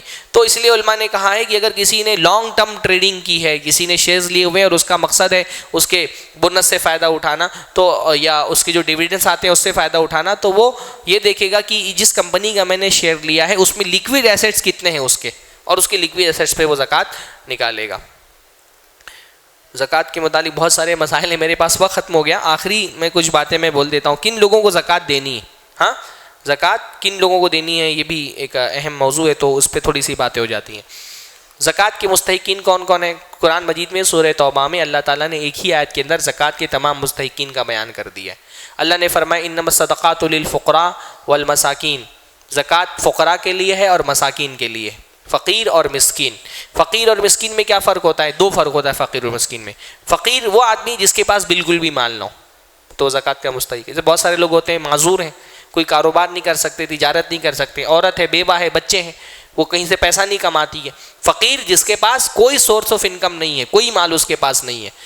یہ مسکین جس کے پاس کچھ مال ہو لیکن اتنا آمدنی اس کی نہ ہو کہ اس کی بیسک نیڈس، اس کی بنیادی ضرورتیں پوری ہو جائیں، تو ایسا آدمی زکوٰۃ کا مستحق ہے نا۔ جیسے ایک آدمی پیسہ کما رہا ہے، کہیں جاب پر لگا ہوا ہے یا کاروبار کر رہا ہے، لیکن اتنا نہیں کما پا رہا کہ اس کی بیسک ضرورتیں پوری ہو جائیں۔ بیسک ضرورتیں کیا ہوتی ہیں؟ کھانا ہے، پانی ہے، رہائش ہے، کپڑے ہیں، علاج ہے، بچوں کی بنیادی تعلیم ہے، یہ سب بیسک ضرورتیں ہیں۔ اگر یہ بیسک ضرورتیں پوری کرنے بھر کا پیسہ نہیں کما پا رہا تو ایسا آدمی زکوٰۃ کا مستحق ہے، گرچہ وہ کچھ نہ کچھ پیسہ کما رہا ہو، کہیں نہ کہیں کاروبار پہ لگا ہوا ہے۔ ہاں، جیسے حضرت خضر علیہ السلام نے جن لوگوں کی کشتی توڑی، اللہ نے ان کے بارے میں کیا فرمایا؟ فَأَمَّا السَّفِينَةُ فَكَانَتْ لِمَسَاكِينَ يَعْمَلُونَ فِي الْبَحْرِ، جو کشتی ہے وہ کچھ مسکینوں کی ہے جو سمندر میں کام کرتے ہیں۔ تو اللہ تعالیٰ نے ایک تو ان کو مسکین کا، حالانکہ ان کے پاس کشتی تھی، کاروبار کرتے تھے، پر اتنا نہیں کما پاتے تھے کہ اپنی بنیادی ضرورتیں پوری کر لیں، اس لیے اللہ نے ان کو مسکین کہا ہے۔ دوسرا فرق فقیر اور مسکین میں یہ ہوتا ہے کہ فقیر وہ ہے جو مانگ لیتا ہے، مسکین ہے جو مانگ نہیں پاتا۔ زکوٰۃ میں دونوں طرح کے لوگوں کا حق ہے۔ مانگنے والا اگر مستحق ہے تو اس کو بھی دینا چاہیے، پر معاشرے میں بہت بڑا طبقہ ایسے لوگوں کا ہوتا ہے جو مستحق ہوتے ہیں لیکن اپنی عزت کی وجہ سے، غیرت کی وجہ سے، انا کی وجہ سے مانگ نہیں پاتے۔ ایسے لوگوں کو ڈھونڈ کر کے زکوٰۃ دینی چاہیے۔ ہاں، ہمارے معاشرے میں بہت بڑا مسئلہ ہے کہ زکوٰۃ ضرورت کے بجائے تعلقات کے حساب سے خرچ ہوتی ہے۔ جس کے تعلقات زیادہ ہیں وہ خوب مال جمع کر لیتا ہے، جس کے تعلقات نہیں ہیں، ضرورت مند ہے، اس کو کوئی نہیں دیتا، کوئی نہیں پوچھتا۔ تو جو نہیں، کیونکہ اللہ نے فرمایا کہ سائل اور محروم دونوں کا حق ہے مال میں۔ جس کا حق ہوتا ہے ضروری نہیں کہ وہ مانگنے کے لیے آئے، وہ مانگنے کے لیے نہیں بھی آئے گا تو اس کو دے کر جا کر کے دینا پڑے گا۔ تو فقیر اور مسکین ان کو زکوٰۃ دینی چاہیے، یہ سب سے پہلے زکوٰۃ کے مستحق ہے۔ ہاں، ہمارے معاشرے میں مسئلہ یہ ہے کہ زکوٰۃ کی جو اولین مستحق ہیں ان تک زکوٰۃ نہیں پہنچتی۔ بڑا حصہ زکوٰۃ کا مدارس میں جا رہا ہے۔ میں نہیں کہہ رہا مدارس زکوٰۃ کے مستحق نہیں ہے، صحیح ترین قول کے مطابق علماء کے انشاءاللہ تعالی مدارس میں بھی زکوٰۃ دینی چاہیے، پر مدارس اگر زکوٰۃ کے مستحق ہے تو بہت بعد میں، یعنی فی سبیل اللہ بالکل آخر میں 7ویں نمبر پہ آیا ہے۔ فی سبیل اللہ میں قیاس کرتے ہوئے علماء نے کہا ہے کہ مدارس کو زکوٰۃ دے سکتے ہیں، پر فقیر اور مسکین کا ذکر تو سب سے پہلے آیا ہے۔ تو زکوٰۃ کا رقم سب سے پہلے فقیر اور مسکین کو دینا چاہیے۔ ہاں، والعاملین علیہا، عاملین کو زکوٰۃ دے سکتے ہیں۔ عاملین سے مراد چندہ کرنے والے نہیں ہیں، عاملین سے مراد اسلامی حکومت جب ہوتی تھی تو زکوٰۃ وصول کرنے والے آفیسرز ہوتے تھے، حکومت کی طرف سے ان کو اپوائنٹ کیا جاتا تھا، وہ جاتے تھے، حساب کتاب کرتے تھے کس کی کتنی پیداوار ہوئی ہے، پھر اس میں سے وہ زکوٰۃ لیتے تھے۔ مانگتے نہیں تھے، وہ اتھارٹی ہوتے تھے، سامنے والا نہیں دے تو وہ چھین سکتے تھے۔ ہاں، جیسے انکم ٹیکس آفیسرز ہوتے ہیں نا، ویسے ہوتے تھے وہ۔ تو ان کو زکوٰۃ دینے کی اجازت اللہ کے نبی صلی اللہ علیہ وسلم نے قرآن مجید میں اللہ تعالیٰ نے دی۔ ان کو زکوٰۃ دی جائے گی جو خلیفہ ہوگا وہ اپنے حساب سے ان کو دے گا، پرسنٹیج پہ زکوٰۃ وہ بھی نہیں لیں گے. ہمارے یہاں تو چندہ کرنے والے پرسنٹیج پہ زکوٰۃ لے رہے ہیں، عاملین پرسنٹ پہ نہیں لیں گے کہ میں 1 لاکھ لے کے آیا ہوں تو اس میں سے 2% میرا ہے. جو حاکم ہوگا وہ اپنے حساب سے بیت المال کا ذمہ دار ان کو کچھ نہ کچھ دے دے گا. اور تیسرا والمؤلفۃ قلوبہم، لوگوں کے دلوں کو نرم کرنے کے لیے. دلوں کو نرم کرنے کا مطلب ایک بندہ نیا نیا اسلام قبول کیا ہے، اس کا دل اسلام میں لگے، اس کی دل کی خوشنودی کے لیے اس کو مال دے دیا جائے. یہ ایک بندہ اسلام قبول کرنے والا ہے، اس کو کچھ مال دے دیا جائے تاکہ اس کا دل نرم ہو جائے. صرف مال کی لالچ دے کر کے لوگوں سے اسلام قبول نہیں کروایا جا سکتا ہے. ہاں بس یہ ہے کہ ایک آدمی اسلام قبول کرنے والا ہے تو اس کو تھوڑا سا دل اس کا نرم ہو جائے. یا کوئی کافر ہے جو مسلمانوں کو ستاتا ہے، پریشان کرتا ہے، تو اس کو کچھ مال دے دیا جائے تاکہ وہ مسلمانوں کو ایذا نہ پہنچائے. یہ ایک صورت ہے جس میں اللہ تعالیٰ نے اجازت دی ہے کہ کافر کو بھی زکوٰۃ کا مال دیا جا سکتا ہے. ورنہ کافر کو زکوٰۃ کا مال نہیں دیا جا سکتا. زکوٰۃ کا مال صرف مسلمانوں کے لیے. کافر کو آپ مدد کر سکتے ہیں پر زکوٰۃ سے نہیں، وہ الگ بجٹ آپ نکالیں اس کے لیے، نفلی مال میں سے اس کو مدد کریں. ففر رقاب، غلاموں کو آزاد کرنے کے لیے زکوٰۃ کا پیسہ دے سکتے ہیں. اب پرانے زمانے میں غلام ہوتے تھے، اسلام نے آ کر ڈائریکٹ غلامی کو ختم نہیں کیا، غلاموں کو آزاد کرنے کی بہت سارے راستے کھول دیے. اس میں سے ایک زکوٰۃ کا مال بھی غلام کو دے سکتے ہیں آزاد کرنے کے لیے. البتہ آج کے دور میں غلام تو نہیں ہوتے. بعض علماء نے کہا ہے کہ جن کو بڑے لمبی مدت کے لیے قید کر دیا جاتا ہے جیلوں میں جھوٹے الزامات لگا کے، ایسے مسلمانوں کو چھڑانے کے لیے بھی زکوٰۃ کا پیسہ استعمال کیا جا سکتا ہے. پھر رقاب کی انہوں نے اس پر جو ہے نا وہ قیاس کیا ہے. والغارمین، ایسا آدمی جو قرض دار ہو جائے اور بینک کرپٹ ہو جائے. ہاں یعنی جس نے اپنی کسی جائز ضرورت کے لیے قرضہ لیا، ناجائز ضرورت کے لیے قرضہ لیا ہے وہ نہیں، جائز ضرورت کے لیے قرض لیا، جیسے اپنی ضرورت کے لیے یا پھر یہ کہ دو لوگوں کے درمیان صلح کرانے کے لیے قرضہ لے لیا. ہاں تو اس کو زکوٰۃ کے پیسے سے مدد کر سکتے ہیں اگر وہ اس لائق نہیں رہ گیا ہے کہ زکوٰۃ کی رقم خود ادا کر سکے. ہاں بینک کاروبار شروع کیا، بینک کرپٹ ہو گیا، گھر خریدا، پیسہ آنا بند ہو گیا، تو اس کی جائز ضرورت کے لیے اس نے قرضہ لیا تھا، اب قرضہ لوٹانے کی طاقت نہیں رہ گئی، کاروبار اس کا خراب ہو گیا ہے، تو ایسے آدمی کو زکوٰۃ کے پیسے سے مدد کر سکتا ہے. اللہ کے راستے میں یعنی اللہ کے نبی کے زمانے میں فی سبیل اللہ مطلب ہوتا تھا جہاد، تو جہاد کی تیاری کے لیے زکوٰۃ کا پیسہ دیا جاتا تھا. جہاد کی تیاری مطلب جو ہتھیار خریدنے ہوتے تھے، جانور خریدنے ہوتے تھے، اسی طرح جو غازی ہوتے تھے مجاہدین، ان پر جو خرچہ آتا تھا، جنگ کے درمیان میں جو خرچ آتا تھا کھانے پینے کا، تو اس کے لیے زکوٰۃ کا پیسہ استعمال کیا جاتا تھا. اب ہمارے دور میں اس طرح کی جنگیں تو نہیں ہو رہی ہیں، اس لیے علماء نے یہ کہا ہے کہ جیسے مدارس ہیں، دعوتی ادارے ہیں، جیسے جہاد ہوتا تھا اللہ کے نبی کے زمانے میں، اس کا مقصد اللہ کے کلمے کو بلند کرنا ہوتا تھا. ہمارے دور میں جو مدارس ہیں، جو دعوتی تربیتی ہمارے الگ الگ ادارے ہیں، یہ بھی کیا کر رہے ہیں؟ اللہ کے کلمے کو بلند کرنے کے لیے کام کر رہے ہیں. یہ بھی ایک طرح کا جہاد ہے. تو اس لیے علماء نے اس دعوتی نظام کو بھی جہاد پر قیاس کرتے ہوئے مدارس کو اور دعوتی اداروں کو زکوٰۃ دینے کی اجازت دی ہے. وابن السبیل، مسافر کو زکوٰۃ دی جا سکتی ہے. مسافر سے مراد پرانے زمانے میں سفر کرنے والے جو ہوتے تھے، وہ اپنے گھر میں بہت غنی ہوتے تھے لیکن لمبے سفر ہیں، اپنے گھر سے بہت دور ہیں، تو بیسک ضرورتوں کے محتاج ہو جاتے تھے. تو ایسے لوگوں کو زکوٰۃ دینے کی اجازت اللہ کے نبی صلی اللہ علیہ وسلم نے دی ہے. کن لوگوں کو زکوٰۃ دینی چاہیے؟ کن لوگوں کو زکوٰۃ دینی چاہیے اس کی بھی کچھ تفصیلات ہم دیکھ لیتے ہیں. یعنی زکوٰۃ ایک تو کن لوگوں کو دینی چاہیے تو بتایا، کن لوگوں کو زکوٰۃ دینا افضل ہے. دیندار آدمی کو زکوٰۃ دینا افضل ہے. یعنی دو لوگ اگر آپ کے سامنے ہیں، دونوں محتاج ہیں، ایک دیندار ہے ایک بے دین ہے، تو بہتر کس کو ہے؟ دیندار کو زکوٰۃ دی جائے. اسی طرح احوج کو زکوٰۃ دینا افضل ہے. احوج کا مطلب یہ کہ ایک انسان زیادہ ضرورت مند ہے، بیمار ہے، اس کا علاج نہیں کرائیں گے تو مر جائے گا. ایک آدمی اتنا ضرورت مند نہیں ہے، اس کو بس جو ہے وہ کسی دوسری ضرورت کے لیے، بچوں کی اسکول کی فیس نہیں بھری، اس وجہ سے اس کو زکوٰۃ چاہیے. تو زیادہ ضرورت مند کون ہے؟ جس کی جان پر بن پڑی ہے. تو جو زیادہ ضرورت مند ہو اس کو زکوٰۃ دینا زیادہ افضل ہے. اسی طرح سے قریبی رشتہ دار اگر ہے تو اس کو زکوٰۃ دینا زیادہ افضل ہے نا. جیسے کہ رشتہ دار ضرورت مند ہے اور ایک آدمی ضرورت مند ہے، وہ رشتہ دار نہیں، تو رشتہ دار کو زکوٰۃ دینا زکوٰۃ کا بھی ثواب ہے اور رشتہ نبھانے کا بھی ثواب ہے. اسی طرح اپنے علاقے کے غریب کو زکوٰۃ دینا زیادہ بہتر ہے.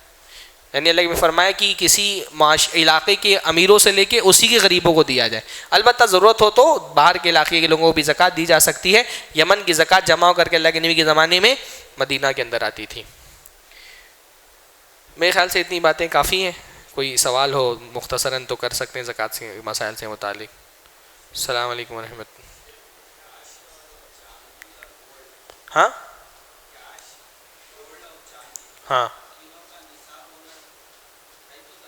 ہاں نصاب ہے. سونے کا نصاب بتائیں نا 85 گرام, چاندی کا نصاب 595 گرام. ہاں ہاں ہاں ہاں ہاں. تو تینوں میں سے جس کا بھی نصاب تک پہنچ جائے, مثلا مان لیجئے سونا نصاب تک اکیلے نہیں پہنچ رہا, چاندی بھی نہیں پہنچ رہی, لیکن سونے کو چاندی سے ملانے سے چاندی کا نصاب پہنچ جا رہا ہے, تو پھر آپ اس میں سے زکوٰۃ دیں گے. یا چاندی کو سونے سے نکالنے سے نصاب تک پہنچ جا رہا ہے تو اس کی زکوٰۃ دیں گے. یا سونا چاندی پیسہ تینوں کو ملانے سے نصاب تک پہنچ جا رہا ہے تو زکوٰۃ دیں گے. ہاں ہاں نہیں, تو وائف کا گولڈ ہسبینڈ کے کیش سے نہیں ہے, ہر انڈیویجول اپنی زکوٰۃ کا خود ذمہ دار ہے. اگر وائف کے پاس گولڈ ہے تو وائف کا اپنا ہے نا وہ گولڈ, شوہر کا نہیں ہے نا وہ. تو اگر وہ گولڈ اس کا نصاب تک پہنچ رہا ہے تو اس کی زکوٰۃ دینے کی ذمہ دار وائف ہے, شوہر اس میں سے زکوٰۃ دینا اس پر شوہر پر واجب نہیں. تو شوہر کے مال کو بیوی کے مال سے نہیں ملایا جائے گا, کیونکہ بیوی ایک الگ شخصیت ہے, اس کے پاس الگ ملکیت ہے, تو اس کی ملکیت میں سے اس کو زکوٰۃ دی جائے گی. شوہر ایک الگ, اگر شوہر کا مال نصاب تک نہیں پہنچ رہا, بیوی تک کا مال نصاب تک نہیں پہنچ رہا, تو دونوں کے مال کو نہیں ملایا جائے گا. جیسے گھر میں آدمی نے بیوی کو کچھ سونا دیا ہے, بچی کو کچھ سونا دیا ہے, تو بیوی کا سونا بچے کے سونے سے نہیں ملایا جائے گا. اگر دے دیا ہے, اس کو مالک بنا دیا ہے, تو اگر مالک خود ہے صرف پہننے کے لیے دیا ہے تب تو کاؤنٹ کیا جائے گا, ورنہ شوہر کا مال. بلکہ بیوی کا مال اگر زکوٰۃ کے تک پہنچ رہا ہے اور اس کی زکوٰۃ نکل رہی ہے تو وہ اپنی زکوٰۃ شوہر کو دے سکتی ہے. بیوی اپنے مال کی زکوٰۃ شوہر کو دے سکتی ہے, شوہر اپنے مال کی زکوٰۃ بیوی کو نہیں دے سکتا, کیونکہ بیوی کی کفالت کرنا شوہر کی ذمہ داری ہے. جن کی کفالت کرنا ہماری ذمہ داری ہے ان کو ہم زکوٰۃ کا پیسہ نہیں دے سکتے. تو لیکن شوہر کی کفالت کرنا بیوی کی ذمہ داری نہیں, تو بیوی اپنے مال میں کی زکوٰۃ شوہر کو دے سکتی انشاءاللہ تعالی.